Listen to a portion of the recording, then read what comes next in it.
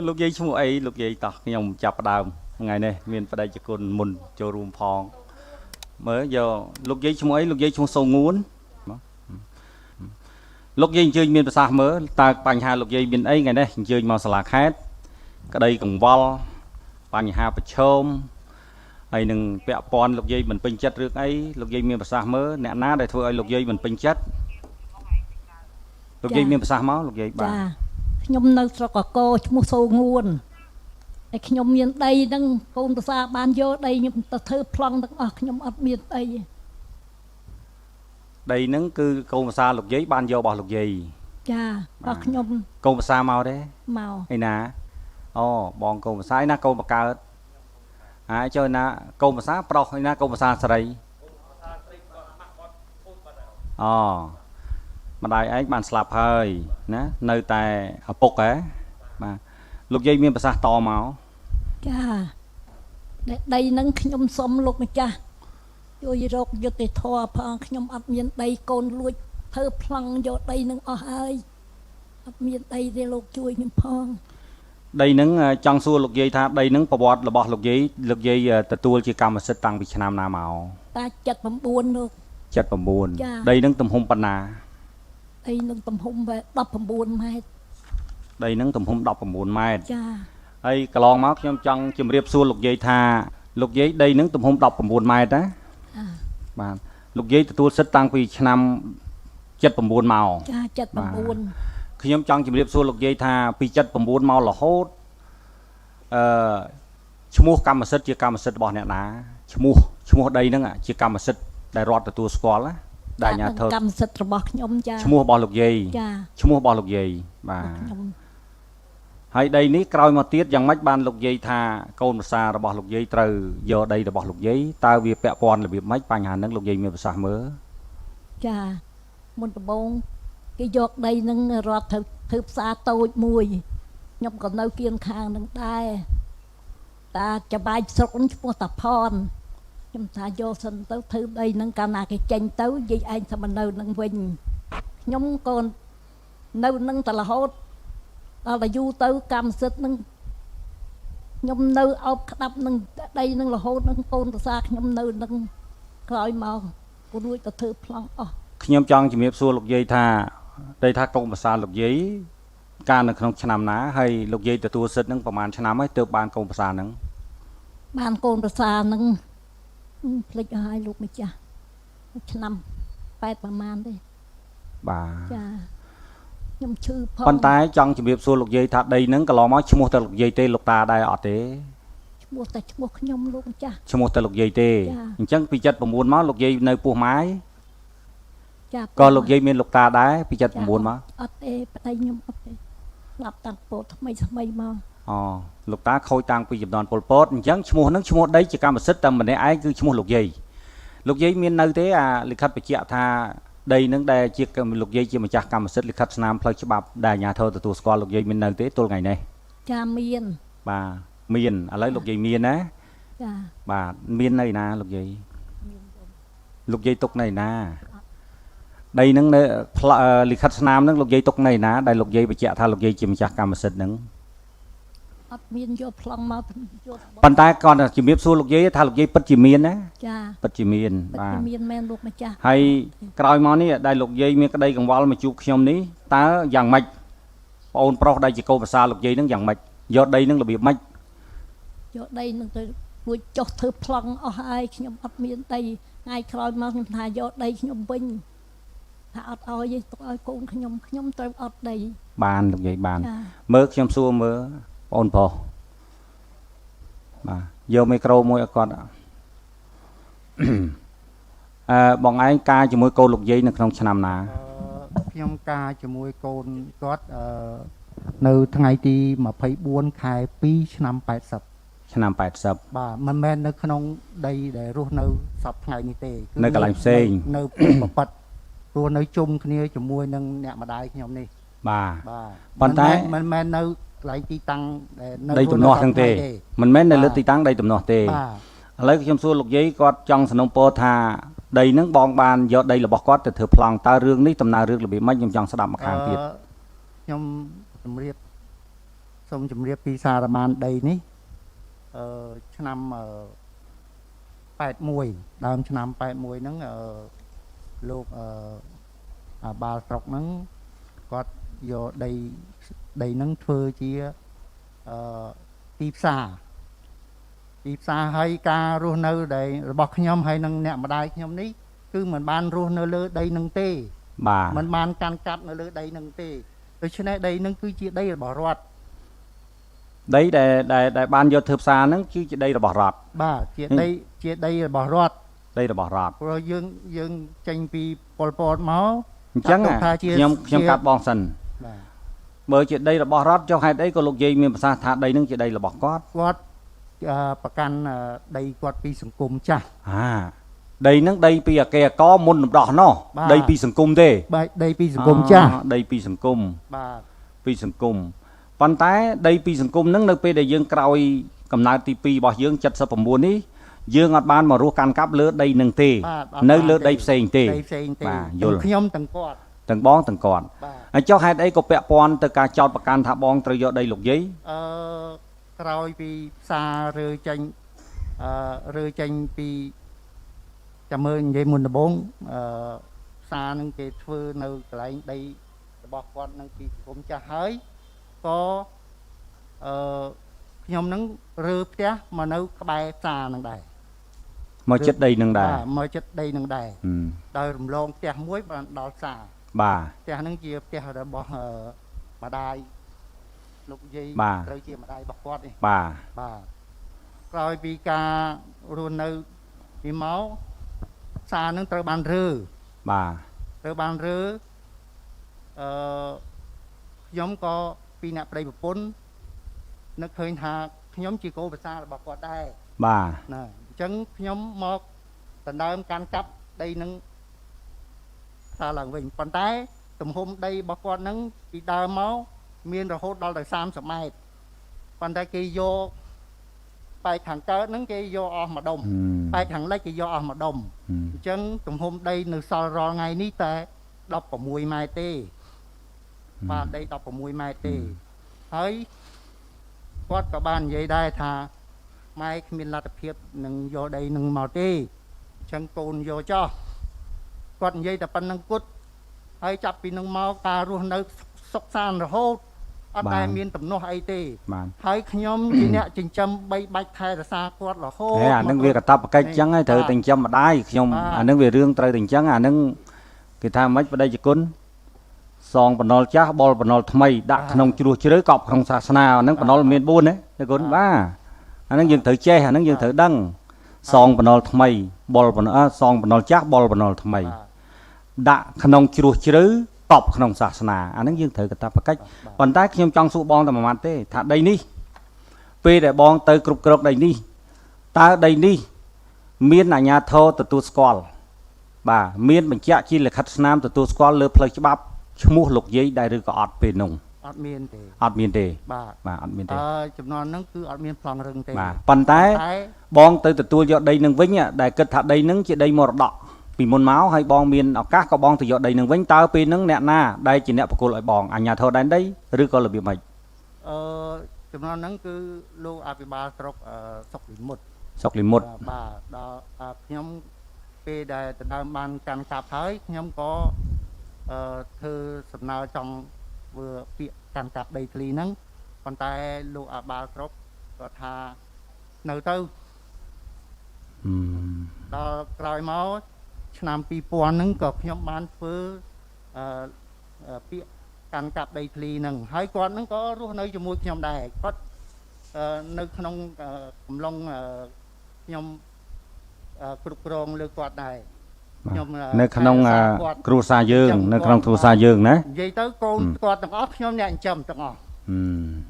យើងបងថ្លៃធំជាងគេ បងគេ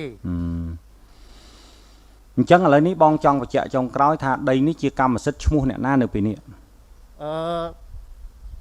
ក្រោយមកដែលការដែលលោកអាបារងទៅប្រកាសលោកសារពើភ័ណ្ឌហ្នឹង អ្នកណា អេដាមជេងឡៃ បាទ បាទបានទៅប្រកាសលោក ហើយនឹងលោកអាបាស្រុកការចំណងហ្នឹងលោកបិនវណ្ណា បាទ ហើយមានឈ្មោះខ្ញុំនៅក្នុងហ្នឹង អូ ប៉ុន្តែភរិយាខ្ញុំបានស្លាប់ហើយ បាទប៉ុន្តែការពេលបានមានឈ្មោះនឹងឈ្មោះទាំងបងប្រុសបងស្រីអញ្ចឹងហ៎ បាទ ប៉ុន្តែឯកសារយោងក្នុងការធ្វើប្លង់នេះតើយោងពីឯកសារស្អីមកប្រភពដីប្រវត្តិដីបានពីណា ជាកម្មសិទ្ធិរបស់រដ្ឋជាដីរដ្ឋ មិនអាចជាដីរដ្ឋអាជ្ញាធរមានមកមើលមានដឹងប្រវត្តិនឹងដែរឬក៏អត់អ្នកណាដឹងពីប្រវត្តិលោកយាយច្បាស់រាយរាប់ប្រាប់ឲ្យខ្ញុំស្ដាប់បន្តិចខ្ញុំសួរបងតើប្រហែលចំណុចទេបងឆ្លើយកុំឲ្យវាបរិយាយវែង បាទ ប្រវត្តិដីនេះដើមឡើយជាដីស្អី ប្រវត្តិដីនេះដើមឡើយគឺដីផ្សារចាស់ បាទដីផ្សារចាស់ បាទ ដីផ្សារចាស់ជាកម្មសិទ្ធិរបស់អ្នកណា ដីកម្មសិទ្ធិរបស់ ឃុំស្រុក បាទ ធ្វើផ្សារនៅនេះ បាទក្រោយមកទៀតដីនឹងធ្លាក់ទៅកម្មសិទ្ធិរបស់អ្នកណា ឆ្នាំ1993ផ្សារហ្នឹងរើតែកង្កើត បាទ ហើយដីនេះគឺនៅជាដីរបស់ស្រុកដដែល បាទ ដីរបស់ឃុំស្រុកដដែលប៉ុន្តែរយៈក្រោយមកហ្នឹងឃើញពេទ្យហ្នឹងគាត់ធ្វើផ្ទះនៅ ធ្វើនៅលើ ធ្វើ ដីហ្នឹង ធ្វើរោងនៅលើដីផ្សារហ្នឹង បាទ ហើយខាងក្រោយហ្នឹងក៏ប្រជាជនធ្វើនៅដែរជាកម្មសិទ្ធិរបស់គេចាស់ពីមុនមកពូផ្សារហ្នឹងក៏វែងចូលទៅទៅ ចុះនៅពេលដែលយើងពលរដ្ឋដែលទៅធ្វើសំណង់នៅលើដីរបស់រដ្ឋខុសច្បាប់អាជ្ញាធរអត់មានបានដេញតើដោយសារតែមូលហេតុអី ខ្ញុំកាលហ្នឹងអត់បានដេញទេដោយសារគាត់ទៅរស់នៅហើយគាត់តំណាក់តំណងទៅខាងស្រុកមួយឃុំបាទ ស្រុកប៉ុន្តែក្នុងការតំណាក់តំណងនេះដែលស្រុកត្រូវបកគលមកឲ្យវិញនេះកត្តាយោគយល់ឬក៏ដោយសារតែសំណុំពររបៀបម៉េចតើអ្នកណាជាអ្នកសំណុំពរ កាលហ្នឹងខ្ញុំអត់បានដឹងដែរអីដល់ ដឹងត្រឹមប៉ុណ្្នឹងឯងចឹង បាទខ្ញុំដឹងប៉ុណ្ណឹង ចុះលោកយាយគាត់មានប្រសាសន៍ថាដីហ្នឹងគាត់មានបានកម្មមានសិទ្ធិលិខិតស្នាមអាជ្ញាធរទទួលស្គាល់កាន់កាប់តើអ្នកណាជាអ្នកចេញឲ្យ អត់ដឹងផងព្រោះខ្ញុំកាន់ មានទេឥឡូវលិខិតស្នាមរបស់លោកយាយមានទេគឺលោកយាយគ្រាន់តែលោកយាយមានការប្រចាំចិត្តទេមើលអ្នកណាមកជាមួយលោកយាយខាងនេះអ្នកណាអានេះជំកូនលោកយាយមើលបងចង់ស្ដាប់ឯងយកទូនឹកមីក្រូពីលោកយាយមើលយ៉ាងម៉េចប្រវត្តិហ្នឹងមើលនិយាយជំនួសលោកយាយជំនួសបងថ្លៃឯងមើល ដីនឹងលោកអភិបាលជាដំបូងខ្ញុំសូមជម្រាបសួរលោកអភិបាលដល់ពងពោះកូនចៅសូមជម្រាបថាដីនឹងប្រវត្តិពី79មកខ្ញុំមករស់នៅជុំជាមួយម៉ែកូនខ្ញុំ រស់នៅលើដីហ្នឹង លើដីនឹង បន្ត 79នឹងមកនៅជុំគ្នានឹង បាទបន្តមកទៀត ក្របផ្លោងមកម៉េះ បន្តមកទៀត បន្តមកទៀតទៅក៏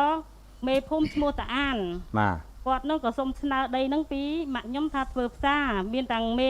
ឃុំនោះឈ្មោះតាផនแล้วគាត់ស្លាប់ហើយស្លាប់ទាំងអស់ទាំងមេភូមិមេឃុំមេស្រុកតាផនហើយលោកគាត់ស្លាប់ហើយនៅតែលោកសុកលីមុតទេកាលហ្នឹងដែលគាត់ ឥឡូវយ៉ាងម៉េចទៀតមកតទៀត ហើយគាត់សុំថាដីហ្នឹង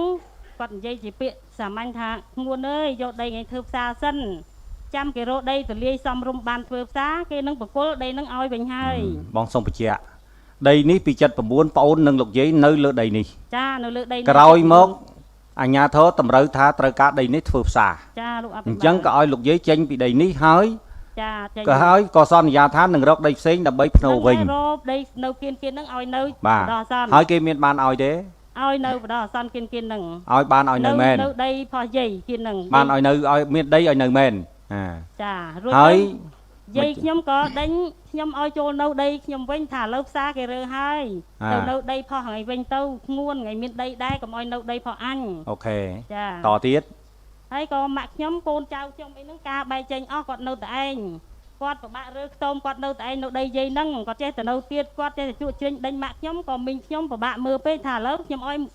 ងួនឯង200ប្អូនគាត់ហ្នឹងណារើរោងហ្នឹងជួលគេរើរោងទៅនៅដីផោះឯងទៅក៏ម៉ាក់បាន200ហ្នឹងជួលគេរើរោងមកនៅដីផោះឯង មកលើដីផ្សារហ្នឹង ចា មកនៅលើដីហ្នឹង ចាលើដីផ្សារ តាំងពីឆ្នាំណា កម្មសិទ្ធិដែល ដែលអាជ្ញាធរខ្ចីឲ្យគាត់ត្រូវវិលមកវិញហ្នឹងអញ្ចឹងហ៎ ចា មកនៅក្នុងឆ្នាំណាវិញ ទៅមកនៅដែល8ជាងនេះដែរគាត់តែគាត់ដឹងថា ខ្ចី8ជាង ជ័យដីជើធ្វើផ្សារហ្នឹងតាំងពីតុង8គុតទៅ 8គុតហើយលោកយាយមកនៅវិញនៅក្នុងឆ្នាំណា ទៅមកនៅប្រហែលឆ្នាំនេះដែលមើលខ្ទង់93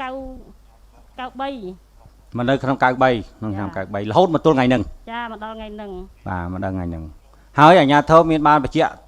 សិទ្ធិកាន់កាប់ជូនលោកយាយទេដែលលោកយាយមកលើដីហ្នឹងដីរបស់គាត់វិញហ្នឹង អត់ អត់ទេ ចា ចុះបងអូនប្រុសខាងនេះគាត់ថាគាត់បានយកដីហ្នឹងតើបងអូនអ្នកណាឲ្យបងអូនមកនៅ កាលហ្នឹងដោយយោងថា ស្ដាប់ទាំងអស់គ្នាអាជ្ញាធរណាអាជ្ញាធរទាំងអស់អត់មានមកអង្គុយទេដើម្បីលេងដកហើមចោលទេមកស្ដាប់មកខ្ញុំហ្នឹងស្ដាប់មកខ្ញុំហើយយើងសម្រេចទាំងអស់គ្នា យោងតាមថាប្រពន្ធខ្ញុំជាកូនប្រសាររបស់គាត់ បងស្ដាប់តន់ហើយបងក្តាប់រឿងនឹងបានហើយណា បាទ បងបញ្ជាក់ម្ដងទៀតហើយបើបងនិយាយខុសឬក៏ខ្វះចន្លោះបំពេញឲ្យបងតន់ទេដីនេះពី79លោកយាយមកនៅអញ្ចឹងហ៎ ចា លោកយាយមកនៅរួចអាជ្ញាធរភូមិត្រូវការទីតាំងនឹងធ្វើផ្សារ ចា ក៏សុំដីនឹងពីលោកយាយដើម្បីធ្វើផ្សារហើយឲ្យលោកយាយទៅដោះស្រាយឲ្យលោកយាយនៅចិត្តនឹង ចា ក្រោយមកផ្សារនឹងត្រូវរើចេញវិញលោកយាយបានមកធ្វើខ្ទមលើដីនឹងវិញ ចា អញ្ចឹងហ៎ ចា បាទអូខេចុះបើលោកយាយមកធ្វើខ្ទមនៅលើដីនឹងចុះហេតុអីក៏បងអូនប្រុសខាងនេះថាជាដីរបស់គាត់បញ្ជាក់ឲ្យបងតិច ម៉ាក់ខ្ញុំគាត់ចេះតែនៅទៅគាត់ចាស់រៀបវិការផងបងប្អូនខ្ញុំបែកមានប្តីអស់ទៅនៅឆ្ងាយគាត់នៅតែគាត់ទៅគាត់ចេះលួចធ្វើប្លង់ម៉ាក់ខ្ញុំអត់ដឹងផងចេះតែនៅជាមួយកូន ចុះហេតុអីមើលបងសួរឯង តោមផ្សេង បង ពី សួរ គាត់ មួយម៉ាត់ស្ដាប់បងសិនបងអូនប្រុសដឹងថាដីនឹងដីប្រវត្តិរបស់ម្ដាយក្មេកលោកម្ដាយក្មេកដែលលោកមកនៅទីនេះតាំងពី79យើងអត់និយាយពីសង្គមចាស់ទេយើងនិយាយពីថ្ងៃកំណើតទី2របស់យើងណា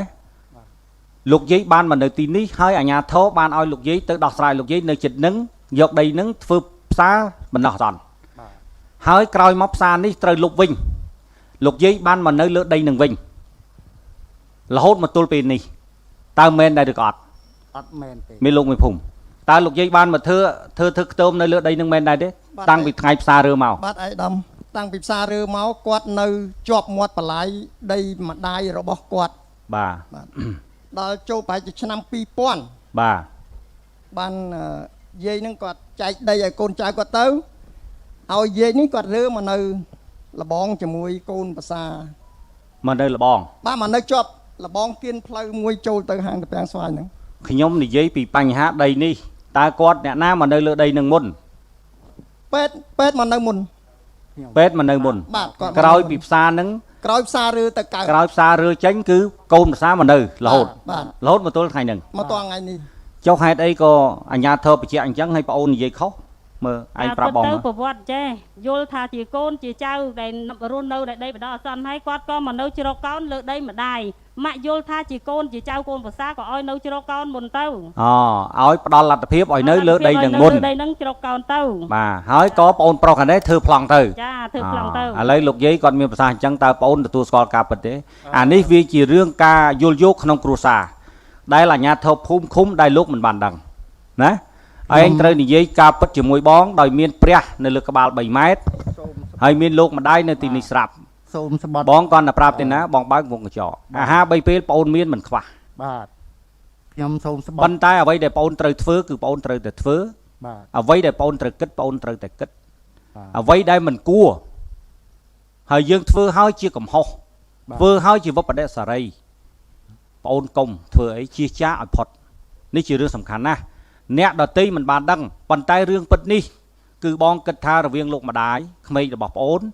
និងរូបបងអូនគឺដឹងច្បាស់អញ្ចឹងយករឿងពិតមកប្រាប់បងដើម្បីបងចូលរួមសម្របសម្រួលដោះបញ្ហានេះ បាទ មិនអាចចង់បានមកចំហៀងទេរឿងនេះបងដឹងថាប្រកាសជាមានការប្រតិបត្តិហើយ បាទ បាទអញ្ចឹងហើយបងអូនត្រូវនិយាយការពិតជាមួយបងនៅពេលនេះណាតោះនេះ បាទ អា ខ្ញុំមុននឹងនិយាយខ្ញុំសូមស្បត់ដាក់ជីវិតបាទបើសិនជាខ្ញុំនិយាយខុសពីការពិតសូមឲ្យរទះបាញ់ខ្ញុំចុះបាទឆ្នាំ79ម្ដាយក្មេកខ្ញុំហើយនឹងខ្ញុំនឹងមិនបានរស់នៅលើដីភូមិផ្សារនេះទេនិយាយឲ្យច្បាស់ទៅគឺអត់មានបានទទួលកាន់កាប់ដីធ្លីទីផ្សារនេះទេប៉ុន្តែខ្ញុំទទួលស្គាល់ថាដីនេះជាដីកេរមរតករបស់គាត់តាំងពីសង្គមចាស់ក្រោយពីខ្ញុំរៀបការជាមួយកូនគាត់មកនៅពេលដែលផ្សារគេរើយកមកធ្វើនៅក្នុងដីគាត់នេះខ្ញុំនឹងក៏បាន រើផ្ទះពីភូមិប្រប៉ិតហ្នឹងមករស់នៅចិត្តក្បែរផ្សារហ្នឹងមុនគាត់ទៅទៀតបាទមុនគាត់ទៅទៀតហើយគាត់រស់នៅភូមិប្រប៉ិតនោះនៅឡើយទេពី79អត់មានបានមកកាន់កាប់ទេហើយអ្នកដែលរស់នៅចិត្តខាងក៏បានដឹងឮដែរប៉ុន្តែក្នុងពេលនេះខ្ញុំអត់បានហៅសាក់សី ឥឡូវបងសួរប្រវត្តិនេះបងយល់ណា បាទ ប៉ុន្តែបងចង់សួរបងអូនថាការងារនេះណាអញ្ញាធិបភូមិឃុំ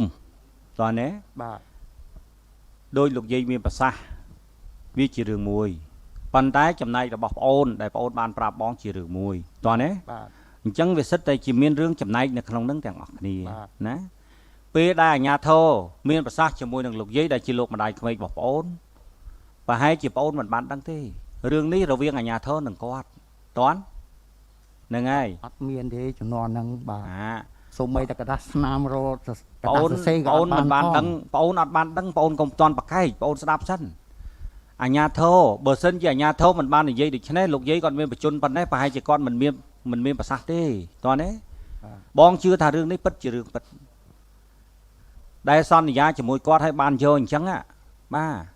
អានឹងបងដឹងថារឿងពិតអាញាធរថាយកសុំទីតាំងនឹងសិនឲ្យលោកយាយទៅនៅគៀនដោះស្រាយនៅគៀនសិនតម្រាំគេរកដីជូនដល់តែគាត់គេរកដីជូនគាត់មិនទាន់បានគាត់ទៅនៅលំបាកលំបិនពេកនៅពេលដែលផ្សារនេះវារើចេញចិត្តរបស់គាត់គឺគាត់បានដករួចទៅហើយថាដីនឹងជាដីរបស់គាត់បងអូនត្រូវយល់ណាមិនមែនថាគាត់ដកត្រឹមតែថាដីនឹងជាដីគេអកពីដូនតាទេគឺដីដែលគាត់ទទួលបានពី79ដោយសារតែមានការនិយាយសម្របសម្រួលពីអាជ្ញាធររបស់យើងទើបគាត់បានផ្ដល់ឲ្យព្រោះសម័យនោះពលរដ្ឋរបស់យើងល្អណាស់តើសំណុំពរគឺត្រូវតែបានត្រូវតែផ្ដល់ឲ្យចូលរួមការងារសង្គមណែបងអូនត្រូវយល់បញ្ហាហ្នឹងណា បាទ បាទអញ្ចឹងមុននឹងបងអូនទទួលបានដីនេះតាមរយៈអ្នកណាបងមិនដឹងទេប៉ុន្តែបងអូនត្រូវតែដឹងហើយទទួលស្គាល់នៅរឿងពិតពីប្រវត្តិដីនេះឲ្យច្បាស់ បាទ អញ្ចឹងថ្ងៃនេះដែលលោកយាយដែលជាលោកម្ដាយរបស់បងអូនលោកម្ដាយក្មេកលោកមានក្តីកង្វល់នេះគឺពាក់ព័ន្ធនឹងរឿងហ្នឹងអញ្ចឹងបងអូនត្រូវគិតនៅក្នុងចិត្តឲ្យហើយ ចំណែកម្ចាស់ពិតប្រកបដែលលោកណាកាន់កាប់នៅក្នុងផ្លូវចិត្តផ្លូវអារម្មណ៍របស់លោកដែលលោកបានទទួលស្គាល់រួចទៅហើយមានពាក្យខ្លះដោយមិនមែនលិលាអក្សរក៏ពិតមែនប៉ុន្តែក៏លោកមានចំណែកជាម្ចាស់តើណាហើយបងអូននៅខាងក្រោយបងអូនក៏បានរៀបចំលិខិតស្នាមប្រើប្រាស់ណាទៅតាមផ្លូវច្បាប់ក្នុងនាមជាសិទ្ធិរបស់បងអូនជាកម្មសិទ្ធិរបស់បងអូនក៏បងអូនត្រូវដឹងដែរបញ្ហាហ្នឹងអញ្ចឹងបានថាថ្ងៃនេះ ពេលហ្នឹងគាត់នៅនឹងដែរ ហ៎ ពេលហ្នឹងគាត់នៅនឹងដែរគាត់ដឹងតា ហេតុអីក៏គាត់មិនតវ៉ា ចុះអមាញ់មិញលោកយាយមានប្រសាសន៍តើប្រាប់ថាដល់យល់ថាប្អូនជាកូនអញ្ចឹងហើយលទ្ធភាពអ្វីដែលប្អូនធ្វើទៅក៏ក្នុងឋានៈជាកូនចំណែកដែលត្រូវទទួលបានជាកូនរបស់គាត់ដែរបានគាត់មិនមានបញ្ហាចង្អៀតចង្អល់លើការងារនេះប៉ុន្តែថ្ងៃនេះបងជាការគិតទេណាហើយបងនិយាយនេះក្នុងគណៈគ្រួសាររបស់យើងណាគណៈគ្រួសាររបស់យើងបងយល់ថានៅពេលដែលប្អូនស្រីដែលជាកូនបង្កើតរបស់លោកយាយត្រូវចាក់លោកទៅនោះនៅសល់តែប្អូនដែលជាកូនប្រសាហើយសាច់ថ្លៃមិនអញ្ចឹង អញ្ចឹងចំណែកនៃការផ្គត់ផ្គង់និងការផ្ដល់ឲ្យលោកប្រហែលជាមិនមានលក្ខណៈត្រឹមត្រូវឬក៏របៀបម៉េចទើបវាមានបញ្ហានឹងកើតឡើង និយាយឲ្យចំ ដីដែលគាត់រស់នៅពីមុនមកហ្នឹងត្រូវបានកូនស្រីគាត់យកទៅលក់បាទនៅ បងអត់ទេបងអត់និយាយពីរឿងចំណែករបស់គាត់ទេ បងខ្ញុំនិយាយពីការរស់នៅរបស់គាត់ដែលខ្ញុំទៅយកគាត់យកមកនៅជាមួយអក ឥឡូវនឹងនៅជាមួយអ្នកណាឥឡូវលោកយាយនៅជាមួយអ្នកណា នៅជាមួយខ្ញុំ ឥឡូវនៅជាមួយប្អូនដដែល គាត់នៅផ្ទះបែកផងគាត់ទេលោកអេដាម មុនគាត់នៅផ្ទះបែក ដី ទេ តែមួយ ប៉ុន្តែខ្ញុំអ្នកចិញ្ចឹមដល់ក្រោយមកកូនគាត់យកដីនឹងលក់បាត់ហើយដល់ប្អូនស្រីគាត់ត្រូវការដេញគាត់ឲ្យចេញពីកន្លែងហ្នឹងដើម្បីយកដីនឹងលក់ឲ្យគេហើយគាត់ក៏គ្មានទីពឹងដែរខ្ញុំអ្នកទៅរើផ្ទះយកមកហើយនាំគាត់មករស់នៅជាមួយខ្ញុំឲ្យគាត់មករស់នៅផ្ទះធំប៉ុន្តែគាត់ថាមកអត់ចេះនៅទេផ្ទះថ្មសុំនៅផ្ទះឈើផ្ទះហ្នឹងគឺផ្ទះតាំងពី93 បងយល់ ផ្ទះឈើ ផ្ទះឈើ បាទខ្ញុំក៏រៀបចំ ត្រូវផ្ទះឈើនៅទៅវាល្អ ឲ្យ ប៉ុ គាត់ ន្តែឥឡូវបងចង់សួរទេឥឡូវបញ្ហាប្រឈមថ្ងៃនេះបងយល់ហើយបងយល់ហេតុផលហ្នឹងមួយចំនួនហើយតែបងចង់សរុបមកវិញថាមិនចង់ឲ្យប្អូនកកាយកកោះណារឿងរ៉ាវទាំងអស់នៅក្នុងត្រកូលរបស់ប្អូនជាមួយនឹងលោកម្ដាយក្មេកទេកុំឲ្យវាចំណេញមាត់អ្នកដទៃតើណា បាទ អញ្ចឹងហើយបងថ្ងៃនេះបងគិតថារឿងខ្លះយើងមិនបាច់យកហេតុផលពីខាងដើមមកនិយាយក៏បានបងក៏ចង់ឲ្យប្អូនណា និយាយចំពោះមុខបងក្នុងឋានៈជាបងម្នាក់ក្នុងគ្រួសារយើងហើយពាក់ព័ន្ធនឹងសំណពរលោកយាយតែប៉ុណ្្នឹងទេតើបងអូនអាចធ្វើទៅកើតឬក៏ធ្វើទៅមិនកើតបញ្ហាហ្នឹងឥឡូវលោកយាយថ្ងៃនេះលោកមកសំណពរហ្នឹងរបៀបម៉េចមើលឲ្យលោកយាយមកស្ដាប់មើលព្រោះវាពាក់ព័ន្ធនឹងប្រវត្តិហ្នឹងខ្លះឥឡូវបងដឹងហើយប្រវត្តិហ្នឹងឥឡូវបងចង់សួរទៅលោកយាយសំណពរយ៉ាងម៉េច សំណពរខ្ញុំចង់បានដីខ្ញុំ លោកយាយនិយាយលឺទិញមើលមីក្រូ ចង់បានសំណពរនឹងចង់បានដីនឹងវិញប៉ុន្តែខ្ញុំមកនៅតាំងពី79មុនគេទៅទៀតក្របផ្សោកនៅមួយវៀតណាមដាក់ក្របដីនៅភូមិខ្ញុំនឹង ខ្ញុំចង់សួរលោកយាយកាលពីមុនមកដីហ្នឹងដោយសារតែលោកយាយយល់យកឲ្យបានកូនប្រសាហ្នឹងបានមកនៅមែនទេ បានកូនប្រសាកូនខ្ញុំនៅហៅកូនទៅដីយើង ដីហ្នឹងដោយសារតែលោកយាយកន្លងមកយល់យកថាជាកូនហើយអញ្ចឹងក៏បានឲ្យនៅទៅអញ្ចឹងហ៎ឥឡូវលោកយាយខឹងលោកយាយចង់យកវិញអញ្ចឹងហ៎ ចា បាទតែឲ្យគេឲ្យយកវិញមិនទេ បានឲ្យទៅលោកខ្ញុំអត់បានដី តាមរយៈខ្ញុំមើលទាំងអស់អ្នកដែលមកនេះខ្ញុំដឹងថាប្រភពរឿងនេះលោកយាយចំណាស់នេះហើយក៏មិនត្រូវការយកទៅធ្វើស្អីដែរប៉ុន្តែលោកយាយគប្បីគួរតែស្ដាប់យោបល់កូនណាដែលល្អជាងគេណាលោកយាយអាកូនខ្លះវាប្រកែតែនាំរឿងទេវាឃើញម្ដាយសល់នេះសល់នោះក្តិចរហូតអាហ្នឹងអញ្ចឹងខ្ញុំរងថ្ងៃក៏ខ្លាចជាឪពុកគេដែរខ្ញុំដឹងបាទខ្ញុំដឹងថាកម្រិតនៃការស្រឡាញ់កូនរបៀបម៉េចហើយខ្ញុំក៏មានពូជពងវងតកូលរបស់ខ្ញុំក៏មានដូនតាខ្ញុំជីដូនជីតាខ្ញុំចាស់ព្រឹត្តចាស់ព្រេងអញ្ចឹងដែរអញ្ចឹងហើយខ្ញុំដឹងតាមរយៈទឹកសម្លេងណាចំណង់ចំណូលចិត្តនិងសំណពរលោកយាយខ្ញុំដឹងថាវាកត្តាស្អីខ្លះដែលជំរុញឲ្យលោកយាយមកពឹងក្មួយឬក៏ពឹងខ្ញុំនៅក្នុងថ្ងៃនេះដើម្បីដោះអញ្ចឹងហើយខ្ញុំគិតថាកុំឲ្យវាមានបញ្ហាវែងឆ្ងាយ ចា របស់នេះលោកយាយបានឲ្យកូនកន្លងមករួចទៅហើយអញ្ចឹងឥឡូវលោកយាយសំណពរអីជាចំណែកណាខ្លះដែលក្នុងនាមជាលោកយាយជាម្ដាយឲ្យទុកតម្លៃនេះឲ្យគេគោរពផងបាទឲ្យចៅវានៅគោរពផងអញ្ចឹងលោកយាយត្រូវជ្រើសរើសផ្លូវណាមួយជាចំណែកការចង់បានរបស់មនុស្សម្នាក់ចង់នោះមិនខ្វះទេរឿងចង់ប៉ុន្តែយើងចង់ត្រូវមើលដែរចំណែកណាដែលយើងត្រូវចង់បានចំណែកណាដែលយើងមិនត្រូវចង់បានបាទណាអានឹងអញ្ចឹងណាលោកយាយ ចា បាទអញ្ចឹងឥឡូវលោកយាយមើលឥឡូវបងអូនប្រុសបើតាមស្ដាប់ប្រវត្តិដែលជាកូនប្រសាររបស់លោកយាយក្រោយបងអូនស្រីបាទចែកឋានទៅនោះក៏គេជាកូនល្អដែរសម្រាប់លោកយាយហើយឥឡូវនេះកូនប្រសារលោកយាយមានរហូតដល់កូននោះជាចៅរបស់លោកយាយទៀតអញ្ចឹងបើលោកយាយទទួលយករបស់ដែលឲ្យគេនោះដែលគេសង្ឃឹមថាជារបស់គេដែរដែលលោកយាយឲ្យនោះឲ្យលោកយាយយកទៅវិញក៏វាមិនត្រឹមត្រូវអញ្ចឹងខ្ញុំចង់ដឹងថាតើទឹកចិត្តលោកយាយនៃការចង់បាននឹងរបៀបម៉េចចំណែកចំពោះលោកយាយខ្ញុំអត់ចង់បានចំណែកយោបល់អ្នកដតីដែលលើកជូនលោកយាយទេព្រោះការចង់បានរបស់យើងមិនមែនថាចង់បាន100យើងទៅយក100ទេវាអត់បានទេបាទមិនបានដាច់ខាតបាទអានឹងរឿងអញ្ចឹងបាទអញ្ចឹងខ្ញុំចង់សុំប្រសាសន៍លោកយាយមួយម៉ាត់លោកយាយយល់ថាម៉េច ខ្ញុំចង់បានតែគេមិនម្ចាស់ដីមិនគេមានដីនៅលោកម្ចាស់តែខ្ញុំមានដែរហើយខ្ញុំអត់មានចំណែក79ខ្ញុំនៅមុនគេខ្ញុំរើមែនផ្ទះប្អូនខ្ញុំទៅនៅមែនប្អូនអត់មានលុយរើផ្ទះហ្នឹងប្អូនឲ្យ200រើផ្ទះហ្នឹងមកបានលោកយាយខឹងតែប៉ុណ្្នឹងទេខឹងថាហេតុអីក៏លោកយាយនៅពី79ដែរនៅលើដីនឹងដែរលោកយាយអត់មានចំណែក ចា ហើយចុះបងប្រុសខាងនេះហេតុអីក៏អត់បានមកនៅសកលលោកយាយផងជាកូនប្រសាផងហេតុអីក៏បានចំណែកអញ្ចឹងហ៎ ចា អូយល់ហើយអញ្ចឹងយល់ហើយ ឲ្យនៅនឹង ឥឡូវមើលបងប្រុសលោកម្ដាយគាត់មានក្តីកង្វល់ហើយសំណូមពរអញ្ចឹងបងអូនយល់ថាម៉េចមើលបងសួរឯងវិញចាំបងនឹងបកស្រាយតាមក្រោយ មុនមកខ្ញុំបានប្រាប់គាត់ថាម៉ាក់អើយអត់ពីកូនម៉ាក់ទៅខ្ញុំជាកូនប្រសាមើលថែវាមិនបានដិតដល់ដូចមនុស្សស្រីទេអញ្ចឹងបើម៉ាក់ចង់រស់នៅទីនេះក៏រស់នៅមួយជីវិតទៅហើយខ្ញុំនឹងចិញ្ចឹមគាត់មួយជីវិតតែបើសិនជាគាត់ចង់ទៅនៅជាមួយកូនណាមួយខ្ញុំនឹងជូនប្រាក់ចិញ្ចឹមគាត់រាល់ខែ បងយល់ ចា អញ្ចឹងបងដឹងបង តែគាត់ឆ្លើយថាម៉ាក់មិនទៅណាទេសុកចិត្តស្លាប់នៅលើដីនេះហើយ អញ្ចឹង នៅជាមួយកូនស្រួលណាស់ចង់ទៅវត្តក៏ទៅវត្តចង់ទៅលេងណាក៏បានគឺគាត់ដើរសេរីបានថាអត់មានបញ្ហាទេ បងយល់ តែកន្លងមកគ្មានកូនណាយកគាត់ទៅចិញ្ចឹមទេ បងយល់ធម្មតាទេយើងមានកាតព្វកិច្ចសំខាន់ណាស់ក្នុងការបែកបាច់ថែរក្សាលោកម្ដាយជារឿងរបស់យើងហើយប៉ុន្តែបងសួរសិនលទ្ធភាពដែលបងអូនផ្ដល់ជូនលោកយាយនិងសំណូមពរលោកយាយតើបងអូនពិចារណាមើលតើបងអូនត្រូវគិតយ៉ាងម៉េចចំពោះបញ្ហាហ្នឹងបងចង់ដឹង ចង់ដឹងពីសំណុំពររបស់គាត់ មិញលោកយាយសំណូមពរហើយលោកយាយសំណូមពរលោកយាយមានប្រសាសន៍ឲ្យមិញបងអូនមិនក៏មិនស្ដាប់ ចង់បានដីនឹងទៅវិញទៅ ទេរឿងចង់វាមិនមែនចិត្តចង់ទេបងស្ដាប់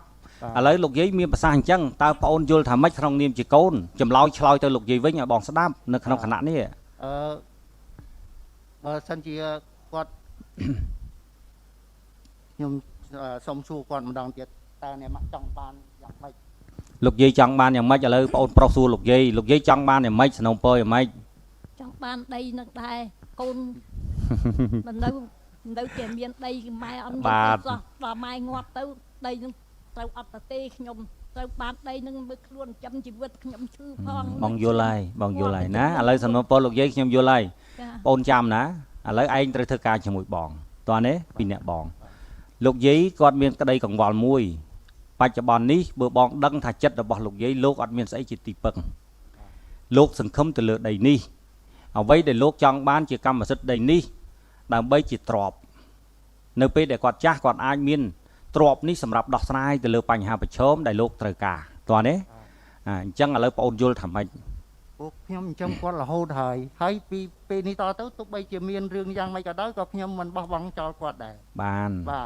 ឥឡូវបងស្ដាប់តន់ បាទ ឥឡូវដីនេះលោកយាយនៅលើដីហ្នឹងទំហំប្រមាណម៉ែត្រ ទឹកខ្ទម នៅពីក្រោយផ្ទះ ខ្ទម តូចចា 5ម៉ែត្រ4ជ្រុង 5ម៉ែត្រ4ជ្រុង បាទ ហើយដីហ្នឹងទំហំប្រមាណ16ម៉ែត្រប្រដោយបានបងសួរ បដោយ19ម៉ែត្រ 16 19ហ្នឹង បាទហើយ 16 ធ្វើ 19 ពេញអស់ហើយ ធ្វើពេញអស់ហើយបងអូនធ្វើពេញអស់ហើយ ធ្វើពេញអស់ហើយ នៅតែខ្ទមរបស់លោកយាយទេ នៅតែខ្ទមរបស់គាត់ទេ បងគិតថាអញ្ចេះបានទេឯងឈ្មោះអី ចិនសវណ្ណ សវណ្ណបងចង់និយាយមួយបងអូនអញ្ចេះឥឡូវលោកយាយគាត់ដូចថាគាត់ចូលវ័យចាស់ហើយគាត់ចិត្តតែមានការបារម្ភពាក់ព័ន្ធជាមួយនឹងការរស់នៅរបស់គាត់ទៅលើអ្វីដែលគាត់ជាក្នុងវ័យចាស់ដែលគាត់មានការគិតទៅណាអានឹងបងនិយាយអញ្ចឹងណាអូនយល់ទេណាហ្នឹងហើយគាត់ចង់បានអ្វីខ្លះដែលជាទំនាប់ខ្លួនពាក្យខ្មែរគេថាទំនាប់ខ្លួនមិនអញ្ចឹង បាទ អញ្ចឹងបើដី5ម៉ែត្រ4ជ្រុងនេះដែលលោកយាយធ្វើខ្ទមហើយតោះនេះបងអូនគិតថាជាដីរបស់លោកយាយចោះប៉ុន្តែនៅក្នុងនេះបងគិតថាបងអូនត្រូវធ្វើការជាមួយបងជាមួយលោកយាយបាទនៅក្នុងលក្ខខណ្ឌណាមួយដែលបងអូនអាចមានលទ្ធភាពលោកយាយក៏មានបញ្ជនជ្រើសដែរហើយយើងផ្ដល់លទ្ធភាពជូនគាត់តើលោកយាយអាចបងអូននៃឯកភាពមិញថាចិញ្ចឹមលោកយាយតើបងអូនអាចចិញ្ចឹមក្នុងមួយខែប្រមាណហើយលោកយាយគាត់អាចសំរុំហើយមានជំនឿនឹងទំនុកចិត្តជាប្រាក់បំណាច់ប្រចាំខែរបស់គាត់ហើយដល់ពេលលោកយាយគាត់អស់ប៉ុនដីនឹងបងអូនយកដោះបញ្ចប់បញ្ហានឹងមិនឲ្យអ្នកណាពាក់ព័ន្ធទៀត តើបងអូនយល់ថាម៉េចបានលោកយាយខ្ញុំចង់សួរលោកយាយកាន់មីក្រូលោកយាយខ្ញុំចង់សួរលោកយាយថាតើលោកយាយក្នុងមួយខែចំណាយអស់ប្រមាណ ចាលុយខ្ញុំចំណាយទៅវត្តទៅអីនេះដោយសារតែលុយកូនឲ្យមកហ្នឹងខ្ញុំទៅវត្តទៅអីសប្ថ្ងៃហ្នឹង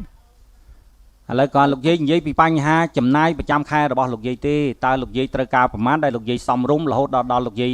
ចាស់ណោស្មាទោសបាទតើលោកយាយតម្រូវការប្រមាណក្នុងមួយខែដែលធ្វើឲ្យលោកយាយសប្បាយចិត្តហើយកក់ក្ដៅនៅក្នុងចិត្តលោកយាយមានប្រសាសន៍មកមើល អត់ដឹងស្មាននេះលោកម្ចាស់សំផៃទោស ខ្ញុំចង់ចេះណាលោកយាយខ្ញុំអត់ចង់ឲ្យលោកយាយវ័យប៉ុណ្ណេះហើយកូនប្រសាររបស់លោកយាយក្តីចៅរបស់លោកយាយក្តីបានចងចាំគិតរួចជាស្រេចថាដីនេះគឺជាដីលោកយាយដែលបានផ្ដល់ឲ្យឪពុកហើយឪពុកគេរៀបចំទៅលើផ្លូវច្បាប់ជាកម្មសិទ្ធិស្របច្បាប់ហើយឲ្យមានរឿងរ៉ាវលោកយាយទៀមទានៅពេលចុងក្រោយនេះខ្ញុំអត់ចង់ឲ្យលោកយាយអស់តម្លៃនៅក្នុងគ្រួសារលោកយាយទេអញ្ចឹងហើយខ្ញុំចង់បញ្ចប់ដោយសន្តិវិធីគឺឲ្យបងប្រុសមានភាពទទួលខុសត្រូវខ្ពស់ជាមួយនឹងតម្រូវការចុងក្រោយរបស់លោកយាយតើលោកយាយត្រូវការចាយមួយខែប្រមាណសម្រាប់ទៅវត្តបាទហើយថ្ងៃនេះខ្ញុំនឹងទទួលបានបញ្ហានេះទៀតលោកយាយគិតថាខ្ញុំជាកូនជាចៅម្នាក់គ្រួសារយើងខ្ញុំនឹងរួមចំណែកជាមួយនឹងបងប្រុសលោកយាយទទួលទានអង្គអស់ប្រមាណក្នុងមួយខែខ្ញុំនឹងផ្ដល់ជូនលោកយាយរៀងរាល់ខែមកសាលាខេត្តបានឯងបានរឿងនឹងបងដឹងថាចេញពីណាច្បាស់ណាស់បានបងដឹងស្ដាប់លោកយាយយើងទាំងអស់គ្នាជាកូនពេលខ្លះត្រូវទុកឱកាសឲ្យគាត់រក្សានៅកិត្តិយសនៅកេរ្តិ៍ឈ្មោះរបស់គាត់ណាកុំឲ្យនៅពេលដែលគាត់ចូលវ័យចាស់ហើយគាត់រៀបចំចេញដំណើរចេញពីយើងហើយបែរជាគាត់មានការប្រឡាក់ប្រឡូកខូចបង់ខាតបង់នៅកិត្តិយសដែលគាត់ប្រឹងសន្សំតើកិត្តិយសល្អទេម្ដាយក្មេកដណ្ដើមដីកូនប្រសាតើនៃនេះពាក្យនេះកិត្តិយសនេះនឹងជាកិត្តិយសឬក៏ស្អីនេះជាតម្លៃពិតរបស់ជីវិតមនុស្សដែលយើងត្រូវការដែរឬក៏អត់បងដោះរឿងក្តីសម្រាប់ពុកម៉ែយើងនៅក្នុងខេត្តច្រើនណាស់ដែលភាគច្រើនលោកម្ដាយអត់មានលទ្ធភាពពឹងមកលើកូន ប៉ុន្តែកូនយកលោកម្ដាយដូចក្របឃ្លីចឹងក្លុកដូចក្លុកមកដូចក្របឃ្លីចឹងក្លុកមកម្រងឲ្យគាត់ធ្វើនេះម្រងឲ្យគាត់ធ្វើនោះយូរតម្លៃគាត់បាទក្នុងនាមជាលោកយាយជាលោកម្ដាយត្រូវបាត់បង់ដោយសារយើងផ្ដល់អាហារ3ពេលជូនគាត់ប្រវឹកគាត់ពង្វក់គាត់ឲ្យគាត់បាត់បង់នៅកិត្តិយសនេះមិនមែនតម្លៃពិតនឹងកិត្តិយសពិតរបស់ជនជាតិយើងទេណាបើយើងមិនបានសងគុណទឹកដីកំណើតរបស់យើងកុំធ្វើឲ្យបាត់បង់នៅកិត្តិយសរបស់ជនជាតិយើងនេះបានយើងជាពលរដ្ឋពិតប្រាកដរស់ទឹកដីរស់លើទឹកដីដ៏បបររបស់យើងបើដោយសារតែអាហារ3ពេលការចង់បានតិចតួចធ្វើឲ្យមានការឆ្លោះប្រកែកគ្នាក្នុងគ្រួសារមិនល្អទេលោកយាយខ្ញុំនិយាយប៉ុណ្ណឹងលោកយាយតន់ទេ ខ្ញុំចង់បានដីខ្ញុំខ្លះខ្ញុំអត់ ឥឡូវដីនេះបងប្រុសបងគិតណាឥឡូវដីហ្នឹងវាកម្មសិទ្ធិរបស់បងហើយ បាទ កម្មសិទ្ធិបងហើយដីនេះជាគំនិតរបស់បងទេណាដោយសារតែមានការពាក់ព័ន្ធទៅលើការងារខ្លះដែលបងស្ដាប់បានទំហំដីរបស់លោកយាយបងក៏មានការលូកលាំគាត់ឲ្យគាត់នៅដោយសុខសាន្តជារៀងរហូត អត់មាន ផ្ទះដែលធ្វើពេញហើយនៅលើដីហ្នឹងដែលមិនមានបញ្ហាកន្លងមកណាបងណាបងរក្សាចោះ បាទ តែចំពោះដីដែលលោកយាយគាត់ពេញចិត្តផ្ទះឈើរបស់គាត់នេះទំហំផ្ទះនិងបរិវេណផ្ទះដែលគាត់អាចដើរទៅចុះឡើងបាននេះបងកុំប៉ះពាល់ឲ្យសោះតោះនេះទី1 មានតែ ទី ជួយ 2 ធ្វើ បាទ ស្អាត ហើយជួសជុលផ្ទះហ្នឹងឲ្យគាត់បានស្អាតផង ជួសជុលរួច ទី ហើយ 2ឥឡូវនេះបងនឹងកំពុងជំរាបសួរលោកយាយថាតើតម្រូវការក្នុងមួយខែគាត់ត្រូវការប្រមាណហើយបងជាពេទ្យស្រាប់ បាទ គាត់ឈឺបងត្រូវថ្នាក់ថ្នម3បំគាត់តាមអ្វីដែល បាទ ក្នុងឋានៈយើងជាកូនល្អតោះ គាត់ បាទ រួចទេ ស្ដាប់បងសិនឥឡូវនេះនៅតែតម្រូវការមួយទេលោកយាយតម្រូវការក្នុងមួយថ្ងៃឬក៏ក្នុងមួយខែត្រូវការលុយប្រមាណដែលមិនចាំបាច់កូនដតីហើយត្រូវការផ្គត់ផ្គង់ដោយប្អូននៅក្នុងករណីដែលលោកចាស់ទៅហើយប្អូនគ្រប់គ្រងដីនេះ បន្ត បាទ អញ្ចឹងមិនថាចង់ជំរាបសួរលោកយាយត្រូវការប្រមាណក្នុងមួយខែ ទៅការប្រមាណទេមានដីចង់បានតែផុសខ្ញុំមកប្រឡោះហ្នឹងទៅ ឥឡូវដីនេះគ្មានអ្នកណាយករបស់លោកយាយណាដីនឹងមានណាយកឯណាអី អត់មានណាយក អត់មានណាយកទេអញ្ចឹងលោកយាយចង់យករបៀបម៉េចបើដីនឹងអត់មានអ្នកណាយកផងចំណែកអ្នកណាអ្នកនោះយកទៅ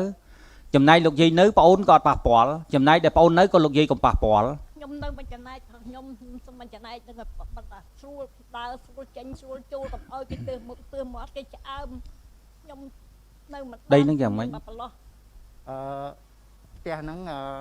ជាផ្ទះតាំងពី93មក ហើយខ្ញុំបានរុញផ្ទះហ្នឹងទៅក្រោយហើយបានធ្វើផ្ទះថ្មីមកហើយមានតូបមានអីហ្នឹងពេញអស់ហើយ អូខេ ហើយអញ្ជើញគាត់ពីផ្ទះចាស់នោះមក មិននៅលើផ្ទះហ្នឹង នៅផ្ទះថ្មផ្ទះធំណា បាទ ប៉ុន្តែគាត់ថាគាត់មិនចេះនៅទេគាត់សុំនៅផ្ទះឈើហើយខ្ញុំក៏បានជួសជុលផ្ទះឈើហ្នឹងរៀបការ៉ូរៀបអីយ៉ាងស្អាតឲ្យគាត់ហើយគាត់ចេញចូលកន្លងមកវាមិនដែលមានផលទំនាស់អីទេប៉ុន្តែថ្មីនេះសម័យ Covid វាមានបញ្ហាមួយចំនួនដែលពាក់ព័ន្ធ នៅក្នុងគ្រួសារ ធ្វើឲ្យកូនគាត់ខឹង បង កូ ដឹង នគាត់ បងដឹង ចោទថាខ្ញុំនឹងចាប់គាត់ឃុំ14ថ្ងៃបងអត់បាយទៀត លោកយាយខ្ញុំជម្រាបណាលោកយាយវ័យបញ្ជនប៉ុណ្ណេះបើសិនជាជំងឺ Covid ចូលទៅយើងលំបាកណាស់ហើយបងអូនប្រុសជាពេទ្យគេដឹងពីបញ្ហាឥទ្ធិពលនៃភាពមហន្តរាយបង្កឡើងដោយជំងឺ Covid នេះទៀតលោកយាយគួរតែស្ដាប់បាទអញ្ចឹងឥឡូវបងគិតអញ្ចេះបានទេបងអូនប្រុសដីនឹងមិនធំទេ បាទ បើឯងបងដឹងថាឯងជាមនុស្សម្នាក់ដែលមានចរិតគុណធម៌ច្រើននៅក្នុងការងារនេះដែរដីនឹងបងគិតថាអញ្ចេះបានទេចែកជា3ចំណែកទៅបងអូនប្រុសមួយចំណែកបងអូនស្រីមួយចំណែកហើយនឹងលោកយាយមួយចំណែកទៅ កូនគាត់អត់មានបានរស់នៅជាមួយទេបាទ ស្ដាប់បងស្ដាប់សិនប្រពន្ធរបស់បងអូន បាទ ប្រពន្ធបងអូនទេ បាទ ណាប្រពន្ធបងអូនដីនឹងបើសិនជាមានប្រវត្តិអញ្ចឹងដើម្បីជំរះសតិអារម្មណ៍ណាបងគិតទេណាឯងជួយគិតគ្នាមេភូមិមេឃុំជួយឲ្យយោបល់ផងប្រសងព្រះអង្គជួយត្រេះរិះជាមួយខ្ញុំដីនេះមានប្រវត្តិពាក់ព័ន្ធអញ្ចឹងពាក់ព័ន្ធទៅលើតែមនុស្ស3នាក់ទេតោះណាបាទទី1គឺលោកយាយបានមកនៅហើយគាត់ប្រចាំចិត្តថាដីនឹងរបស់គាត់ណាទី2មនុស្សដែលរួមចំណែកជាមួយប្អូនគឺភរិយារបស់ប្អូនដែលកូនរបស់លោកយាយទី3គឺប្អូនអញ្ចឹងបងគិតថាដីនេះចែកជា3ចំណែកនៅក្នុងគ្រួសារយើងទៅកុំឲ្យវាបែកធ្លាយទៅរឿងខាងក្រៅគេថាតែគ្រួសារបាក់បែកគឺយើងហែកប្រវិចឲ្យចោលអញ្ចឹងបងមិនចង់ឲ្យចោលវាឃើញក្នុងប្រវិចនឹងទេខ្លាចវាយកកាន់តែច្រើនតាន់អញ្ចឹងបងគិតថាបើក្នុងចំណែកនេះប្អូនគិតដូច្នេះបានល្អប៉ុន្តែនៅក្នុងចំណែកនេះចែកជា3ចំណែកហើយដីនេះគឺអតិភិប ឲ្យបងអូនធ្វើការវាយតម្លៃដោយពន្ធដារវាយតម្លៃទៅរួចហើយបងអូនអាចទិញចំណែករបស់លោកយាយឡើងដើម្បីកុំឲ្យវាបែកដីឡូរបស់បងអូនតោះណាហ្នឹងហើយកុំឲ្យដែកដីឡូរបស់បងអូនទៅហើយយើងមានការលីលាក់អសរឲ្យបានត្រឹមត្រូវទៅរួចហើយចំពោះការសងគុណលោកយាយបងអូនឲ្យលោកយាយនៅកន្លែងហ្នឹងរហូតដល់លោកយាយគាត់អស់បុណ្យទៅណាឲ្យគាត់នៅនឹងអស់បុណ្យថ្ងៃណាបងអូនគ្រប់គ្រងដីនេះទាំងមូលអត់មានអ្នកណាបន្តការប្តឹងជំនួសលោកយាយតទៅទៀតទេហើយបងគិតថាបងអូននឹងដោះកង្វល់បានដោះកង្វល់របៀបម៉េចនៅពេលដែលស្មាទោសលោកយាយនៅពេលដែលលោកយាយលោកអនិច្ចធម៌ឬក៏លោកចាកឆ្ងាយពីយើងបានជំរះសតិអារម្មណ៍គាត់ថាលោកម្ដាយលោកចង់បានប៉ុន្តែយើងអត់មានធ្វើឲ្យលោកខកចិត្តទេយើងផ្ដល់លទ្ធភាពឲ្យលោកណាផ្ដល់លទ្ធភាពឲ្យលោកគ្រប់គ្រាន់អញ្ចឹងអត់មានស្អីនៅក្នុងគូក្បាលយើងដែលធ្វើឲ្យយើងមានបបដិសេរីទេទោះជាបងអូនមានការលះបង់ក៏ត្រូវតែលះបង់ដែរដើម្បីអ្វីដែលជាតម្រូវការរបស់លោកម្ដាយអានេះជាសំណូមពររបស់បងឯណាបងគិតថាល្អបងអូនធ្វើអញ្ចឹងបានបងអូនល្អណាស់បាទហើយបើសិនជាបងអូនឯកភាពអញ្ចឹងមែនលោកយាយគាត់ទទួលបើលោកយាយចង់បានទាំងអស់ក្នុងនាមបងជាកូនម្នាក់គ្រួសារម្នាក់នៅក្នុងតកូលយើងថៃត្បិតតបងមានតួនាទីជាអភិបាលខេត្តហើយបងជាប្រធានគណៈកម្មការដោះស្រាយដំណោះដីធ្លីថ្នាក់ខេត្តគណៈកម្មការសូយ៉ាដីក៏បងសម្រេចអញ្ចឹងដែរនេះគឺជាយន្តការឈ្នះទាំងអស់គ្នាតោះនេះដីនេះអ្នកដែលមានការពាក់ព័ន្ធគឺលោកយាយប្រពន្ធរបស់ប្អូនដែលរួមចំណែកជាមួយប្អូនអញ្ចឹង3នាក់តោះនេះចំពោះភរិយារបស់ប្អូនដែលគាត់មានការអនិច្ចធម៌មែនប៉ុន្តែនៅកូនទាំងអស់ដែលប្អូនគ្រប់គ្រងប្អូនត្រូវយកចំណែកប្រពន្ធរបស់ប្អូនដើម្បីចែកដល់កូនរបស់ប្អូនទៀតមិនអញ្ចឹងប៉ុន្តែចំណែករបស់លោកយាយយើងគិតជាតម្លៃឲ្យសងគាត់ជាលុយតែប៉ុណ្្នឹងបានគឺអត្ថភាពក្នុងការទិញត្រឹមប្អូនម្នាក់ឯងអត់មានឲ្យអ្នកណាក្រៅពីទឹកហើយបើតម្លៃខ្លាចឡើងចុះបងនឹងឲ្យខាងពន្ធដារចុះទៅវាយតម្លៃតាមផ្លូវរដ្ឋឬក៏ជៀសវាងកុំឲ្យវាមានបញ្ហាប្អូនអាចពិនិត្យតម្លៃទីផ្សារសេរីនៅទីនោះលុយយើងរកបានទេប៉ុន្តែបើវបដិសេរីវាមានហើយយើងមិនអាចលុបអស់ទេមិនអញ្ចឹងបងចង់ឲ្យបងជំរះអញ្ចឹងជាមួយលោកម្ដាយបងល្អណាស់បើបងធ្វើតាមបងពិតជាល្អខ្ញុំឯកភាពតើក្នុងការឥឡូវបើបងប្រុសខ្ញុំទោះបីជាគាត់ទទួលបានចំណែកណាមួយក៏ដោយក៏ខ្ញុំមិនបោះបង់គាត់ដែរបានបងចង់បានប៉ុណ្្នឹងអ្វីដែលបងនិយាយនេះគឺបងចង់បានបំផុតហើយបាទភាពកតញ្ញូបាទភាពការសងគុណភាពដឹងគុណចំពោះលោកអ្នកដែលមានគុណនេះវាជារឿងមួយប្រពៃណាស់បាទខ្ញុំមុននឹងចែកឋានទៅគាត់បានផ្ដាំខ្ញុំឲ្យមើលថែម្ដាយគាត់បានឲ្យបានល្អហើយនឹងកូនបាទតាមចរិតរបស់ប្អូនសម្ដីរបស់ប្អូននិងការងាររបស់ប្អូនដែលបងគ្រប់គ្រងទីនេះក៏បងធ្លាប់ស្គាល់ដែរដឹងដែរអញ្ចឹងបងឯកភាពមើលលោកអភិបាលស្រុកក្រុងខ្ញុំជំរឿសប៉ុណ្្នឹងឯកភាពអត់បាទព្រះអង្គមិនដែរខ្ញុំព្រះអង្គមានបតីមើលអត់មានសង្ឃដីកាមើលតើយ៉ាងម៉េចដែរព្រះអង្គឯកភាពឥឡូវអញ្ចឹងខ្ញុំអាកាត់តែម្ដងខ្ញុំសូមឲ្យអាជ្ញាធរស្រុកចុះកំណត់ដីនេះហើយវាស់វែងហើយចែកចេញជា3រួចហើយវាយតម្លៃក្នុងតម្លៃប្រមាណគឺមានការប្រគល់ទទួលជូនលោកយាយនៅក្នុងចំណែករបស់លោកយាយហើយបងប្រើប្រាស់តួនាទីក្នុងឋានៈជាកូនម្នាក់ក្នុងគ្រួសារយើងជាបងម្នាក់ក្នុងគ្រួសាររបស់យើងតើនេះដើម្បីផ្ដល់នៅសំណូមពរពិតប្រាកដដែលលោកយាយត្រូវការតើបងគិតថាអញ្ចឹងបងយល់ថាម៉េចបងឯកភាពហ៎ផ្ទះហ្នឹងខាងមុខហ្នឹងធ្វើអស់ហើយបងអត់ទេបងនិយាយដីបាទដីហ្នឹងបងយល់បងយល់ដីហ្នឹងគឺបងបានធ្វើហើយក៏ធ្វើទៅហើយប៉ុន្តែបងនិយាយតែក្នុងចំណែកដីទេអញ្ចឹងចំណែកដីនេះក៏គ្មានអ្នកណាម្នាក់ទៅសិតទៅទិញលើដីហ្នឹងហើយវាយដីបងចោលដែរផ្ទះបងដែរគឺមានតែបងម្នាក់ឯងប៉ុន្តែអ្វីដែលបងបែងចែកចំណែកនេះគឺធ្វើឲ្យលោកយាយលោកមានជំនឿនឹងភាពកក់ក្ដៅក្នុងខ្លួនថាលោកមានទ្រព្យសម្រាប់ទ្រព្យខ្លួនតំណប់ខ្លួនពេលចាស់គាត់ត្រូវការអីគាត់មានត្រូវការអីគាត់មានក្រៅពីអ្វីដែលបងឲ្យនោះកូនដតីឲ្យនោះវាមិនមែនស្រួលដូចគាត់មានខ្លួនឯងទេចាស់គាត់ចិត្តអញ្ចឹងណាដោយសារតែចិត្តអញ្ចឹងមកគាត់ចិញ្ចឹមយើងបានមិនអញ្ចឹងអានឹងរឿងវានៅកន្លែងហ្នឹងណាអានឹងបងចង់និយាយអញ្ចឹងបងឯកភាពទេបានលោកយាយខ្ញុំនិយាយហ្នឹងលោកយាយបានឮទាំងអស់ទេលោកយាយទទួលយកបានទេល្អណាស់លោកយាយ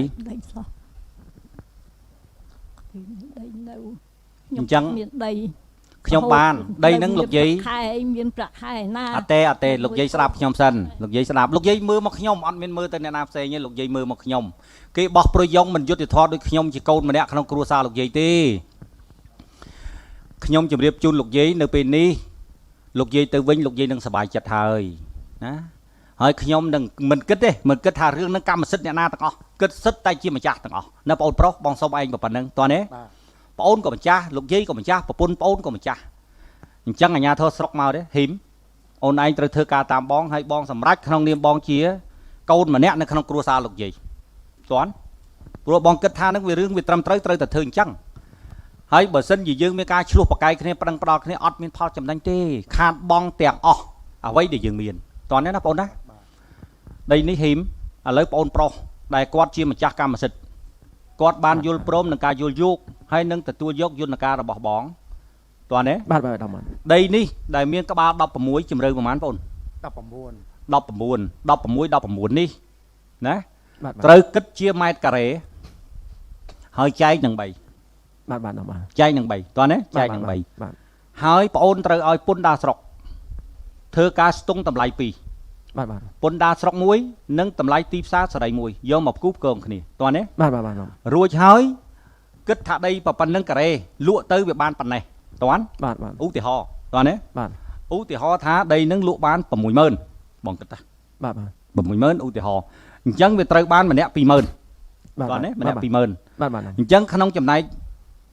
ម្នាក់20000នេះបងអូនប្រុសដែលជាភរិយាដែលជាប្តីរបស់បងអូនស្រីដែលគាត់និច្ចធម្មកូនរបស់លោកយាយត្រូវបងអូនប្រុសជាអ្នកគ្រប់គ្រងដើម្បីយកថវិកានេះចិញ្ចឹមកូនតបាទបាទតន់ចិញ្ចឹមកូនតចំពោះថវិកាមួយផ្នែកទៀតដែលចំពោះរបស់លោកយាយត្រូវបកគលឲ្យជូនលោកយាយតាមអ្វីដែលលោកយាយចង់បានជាដំណាក់កាលក៏ដោយម្ដងក៏ដោយឬក៏របៀបម៉េចតន់ទេបងដោយមានការចូលរួមពីអាជ្ញាធរច្បាស់លាស់បាទបាទហើយសំណុំរឿងនេះអត់មានអីតទៅទៀតទេការប្តឹងផ្ដាល់ថ្ងៃនេះបងយកតួនាទីណាជាមេគ្រួសារដោះស្រាយទេតែបើផ្លូវច្បាប់គឺបងអូនប្រុសខាងនេះគ្រប់គ្រាន់លើផ្លូវច្បាប់តន់ណាឯងមកជាមួយលោកយាយស្ដាប់បងអត់មែនចេះតែប្តឹងគេទទួលរហូតទេមិនចឹងបាទបាទតន់ណាហ៊ីមបាទបាទអញ្ចឹងបងធ្វើថ្ងៃនេះទោះជាវាលើសលួសជាមួយបងអូនក៏បងសុំទោសឯងក្នុងគ្រួសារយើងដើម្បីបំពេញនៅសំណូមពរលោកម្ដាយដែលលោកចង់បានណាពេលវេលាចុងក្រោយរបស់គាត់ទាំងអស់គ្នាជាមួយបងតន់ទេតែប៉ុណ្ណឹងចំបាទបាទនំពោមួយតលតែមានអ្នកគ្រប់គ្រងថវិកានឹងឧទាហរណ៍អត់អីទេអត់អីទេអញ្ញាធរដែនដីឯងត្រូវធ្វើជាកូនជាគ្រួសាររបស់លោកយាយដែរលោកមេឃុំរបស់យើងបាទបាទណាអត់អីដល់បាទមេឃុំពាក្យថាមេឃុំនឹងស្គាល់ឲ្យច្បាស់ស្អីទៅដែលហៅថាមេណាឲ្យស្គាល់ឲ្យច្បាស់ប្រើប្រាស់តួនាទីនិងតម្លៃរបស់ខ្លួនឲ្យច្បាស់លាស់លោកយាយត្រូវការរបៀបម៉េចបើកកង់កាត ABA ឬក៏ ATM របស់គាត់ជូនគាត់ទៅណាដាក់ជូនកង់គាត់ត្រូវណាយករបៀបម៉េចអីរបៀបម៉េចណាហើយបងអូនអាចជួយគ្រប់គ្រងលោកយាយទៅតែប៉ុណ្្នឹងបងដឹងថាគ្រួសារយើងសុខសាន្តហើយតោះនេះអញ្ចឹងបងសុំប៉ុណ្្នឹងណាបងអូនណាបាទមើលមិនដែរលោកយាយលោកតាខ្ញុំដោះប៉ុណ្្នឹងបាទព្រះអង្គមិនទៅព្រះអង្គព្រះអង្គនៅគង់នៅទីនេះជាព្រះព្រះអង្គថាត្រូវកុំចាញ់ឈ្នះគ្នាអញ្ចឹងបងសុំបញ្ចប់ប៉ុណ្្នឹងចោះណាហើយថោណាយកអង្គជូនលោកយាយផងអង្គឆ្ងាញ់ជូនលោកយាយ30គីឡូបច្ច័យ4 200000ត្រីខមួយយួរមី2កេសជូនលោកយាយសម្រាប់ទៅវត្តភ្ជុំណាបាទអញ្ចឹងលោកយាយខ្ញុំដោះស្រាយជូនលោកយាយរងចាំទទួលលទ្ធផលពីអាជ្ញាធរស្រុកណាហ្នឹងហើយតោះអញ្ចឹងបានហើយបងសូមបញ្ចប់ណាអរគុណតោះបាន